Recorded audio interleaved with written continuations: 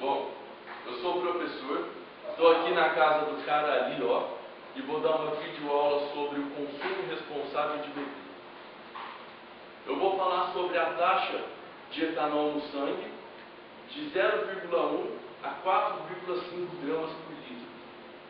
Bom, de 0,1 a 0,5 gramas por litro, o etanol no sangue, ele ainda deixa o sujeito com sobriedade. Não causa nenhuma influência aparente.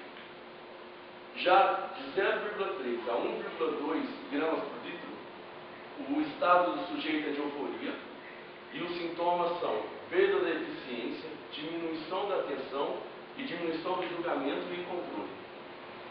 De 0,9 a 2,5 gramas por litro, o álcool causa excitação e os sintomas são instabilidade das emoções, incoordenação muscular, menor inibição, perda do julgamento crítico.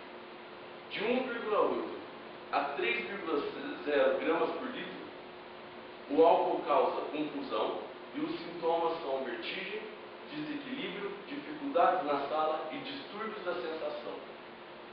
De 3,7 a 4,0 por litro de etanol no sangue, o estado é de estupor e os sintomas são de apatia, inércia geral, vômitos, incontinência urinária e incontinência de fezes.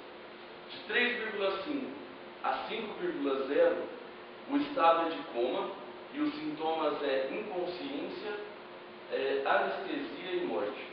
E acima de 4,5, o etanol no sangue pode causar morte com sintomas de parada respiratória. Bom, esses foram as taxas, as estatísticas, para que todo mundo se conscientize que o álcool deve ser bebido com moderação. Não deve ser extrapolado. E se beber, não dirija. E bebida só pode ser vendido... Cala a boca, moleque. Só pode ser vendido a maiores de 18 anos. Se ela toma uma baderna,